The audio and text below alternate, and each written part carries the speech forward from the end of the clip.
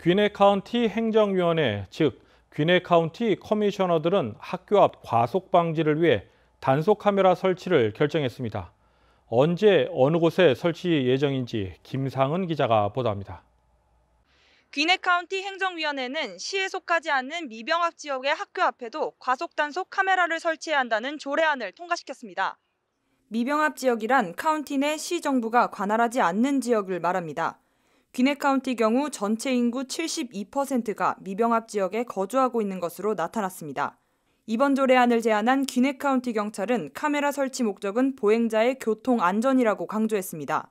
또한 조만간 과속 카메라 설치 지역과 개수 그리고 벌금 부과 방안 등 구체적인 계획을 카운티에 제출할 예정이라고 밝혔습니다. 귀네 카운티 경찰서 JD 맥클로어 부서장은 새로운 자동 단속 카메라 설치로 보행자와 학교 지역이 더 안전하게 되길 희망한다고 전했습니다. 새로운 과속 단속 카메라는 설치가 되기 전 공지될 예정입니다. KTN 뉴스 김상은입니다.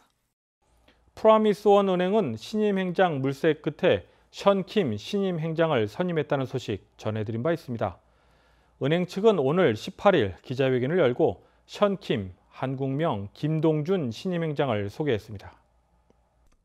프라미스원 은행의 조상진 이사장은 한인은행의 특수성을 언급한 뒤 신임 행장 선임 과정과 그 이유에 대해 밝혔습니다.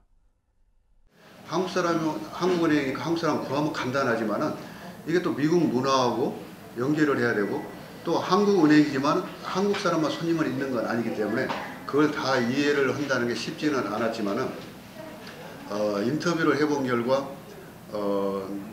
한국에서도 공부를 했고 미국 가서도 공부했고 그 다음에 미국 은행과 한국은행을 잘 어울릴 수 있는 사람이다 싶어가지고 우리 이사회에서는 그동안에 인터뷰를 몇 번 해본 결과 신임 샨킴 행장을 적법한 행장이다. 우리하고 비전을 맞춰서 앞으로 나갈 수 있을 것 같다는 확신이 들어서 선임을 하게 됐습니다. 프라미스원 은행 션킴 신임 행장은 인사말을 통해 타 은행 재직 시 10억 달러 달성의 경험을 갖고 있다고 언급한 뒤 중형은행으로의 도약을 위해 최선을 다하겠다고 역설했습니다. 제가 기존에 일하던 나라은행 그 동부에서 제가 본부장으로 있을 때 일단 10억 불 대출만으로 해서 10억 불을 제가 있는 당시에 10억 불 달성을 했고요. 그 이후에는 뭐 알다시피 멀지를 통해서 지금 훨씬 더 커진 은행으로 가 있습니다. 그래서 일단 개인적으로는 제가 리저널 매니저로 있을 때 일단 1 빌리언이라는 그때 론만 그때 달성을 했기 때문에 저희가 거기까지 한번 가봤던 경험이 있기 때문에 제가 보기에는 제가 여기 임기에 있는 동안에 가능하지 않을까 그냥 생각하고 있습니다. 한편 션킴 신임 행장은 김동욱 현 제1IC은행의 친동생이며 직전에는 뉴욕 뱅크 오브 호프 본부장으로 일하면서 북동부 지점을 총괄해왔습니다. 프라미스원 은행 측은 이번 션킴 신임 행장 선임으로 중형은행으로의 도약 여부에 관심이 모아지고 있습니다. KTN 뉴스 스티봉입니다. 청주고등학교 46회 동기회가 미 동남부 한인회 연합회에 후원금을 전달했습니다. 한인회 연합회 최병일 회장은 자신이 졸업한 청주고 46회 동기회 81명이 아시아계 생명보호에 사용해달라며 후원금 1,950달러를 보내왔다고 밝혔습니다. 또한 한인회 연합회 측은 재외동포재단으로부터 11,000달러를 지원받았다며 해당 지원금은 지역 한인회 코로나19 지원금으로 5,000달러, 아시아계 대상 증오범죄 대응 관련 3,000달러, 그리고 동남부 지역 가을 문화 행사에 3,000달러를 사용할 방침이라고 소개했습니다. 다음은 코로나19 소식입니다. 조 바이든 대통령은 백악관 연설에서 코로나19 대유행 이래 미국 50개 모든 주에서 확진자가 처음으로 감소했다고 밝혔습니다. 이어 코로나19 사망자는 81%까지 줄었고 이는 작년 4월 이래 최저 수준이라고 소개했습니다. 오늘의 코로나19 현황을 김상은 기자가 정리했습니다. 5월 18일 오후 2시 50분 기준 미국 내 코로나19 누적 확진 환자는 3,375만 1,083명, 누적 사망자는 60만 630명입니다. 어제 하루 동안 신규 확진 환자는 3만 341명 늘었고 신규 사망자는 402명 증가했습니다. 주별 누적 확진 환자는 캘리포니아, 텍사스, 플로리다, 뉴욕, 일리노이 순으로 많습니다.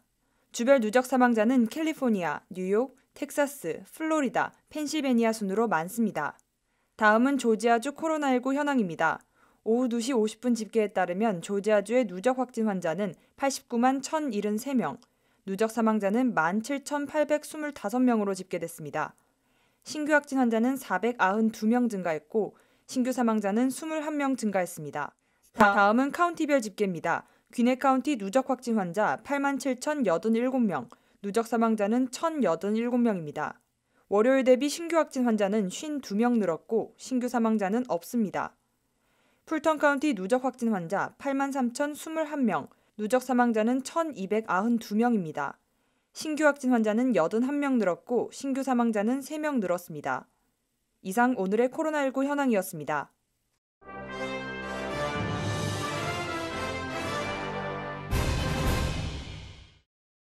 연방하원은 18일 코로나19 팬데믹 기간 동안 아시아계 미국인에 대한 증오범죄 급증을 억제하기 위한 법안을 통과시킬 것으로 예상됩니다.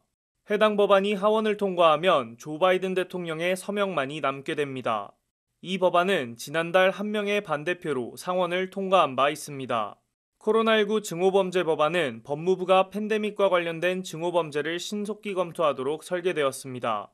아시아계 미국인에 대한 폭력과 괴롭힘을 문서화하는 데 어려움을 겪고 있는 가운데 이 법안은 또한 지방정부 법 집행기관에 더 많은 자료를 제공하여 관련 사건을 추적할 수 있도록 설계되었습니다.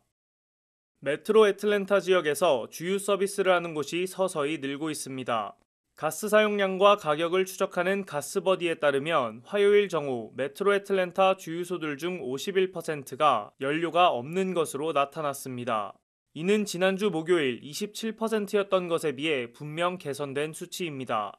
가스버디의 애널리스트 앨리슨 맥에 따르면 유조선 트럭이 주유소를 보충하는 데는 며칠, 최대 일주일이 더 걸릴 것으로 보인다고 밝혔습니다. 민대로재단이 화요일 발표한 플라스틱 폐기물 제조자 지수 자료에 따르면 석유화학기업 20곳이 전 세계 플라스틱 폐기물의 55%를 담당하고 있는 것으로 조사되었습니다. 1인당 플라스틱 폐기물을 가장 많이 생산하는 나라는 호주이며 다음으로는 미국, 한국, 그리고 영국 순이었습니다. 또 일회용 플라스틱의 세계 최대 생산업체는 엑손모빌, 다우, 그리고 시노펙 순이었습니다. 미국의 석유기업 엑슨모빌은 전 세계 일회용 플라스틱 폐기물 590만 톤을 생산한 것으로 조사되었습니다.